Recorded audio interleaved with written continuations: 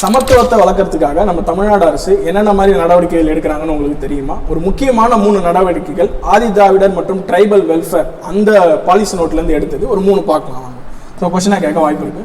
முதல்ல ஒன்று வந்து பார்த்தீங்க அப்படின்னா, மனித நேய வார விழா ஜனவரி 24 ஜனவரி 30 வரைக்கும் வந்து கொண்டாடி இருக்காங்க. இந்த 1 வீக் எங்க அப்படின்னா 37 டிஸ்ட்ரிக்ட்லயும் வந்து ஏதாவது ஒரு இடத்துல வந்து கொண்டாடுறாங்க, எக்ஸப்ட் சென்னை. சரிங்களா? எதுக்காக? சமத்துவத்தை ஊக்குவிக்கிறதுக்காக. 2வது சமூக நல்லிணக்கத்திற்கான சிறந்த கிராம விருது. இது வந்து 37 டிஸ்ட்ரிக்ட்ல இருக்கக்கூடிய ஒரு கிராமத்துக்கு வந்து தராங்க, சென்னைக்கு மட்டும் கிடையாது. கிட்டத்தட்ட ஒரு 10 லட்சம் ரூபா அந்த கிராம மக்களுக்கு அன்பளிப்பா வந்து தருவாங்க.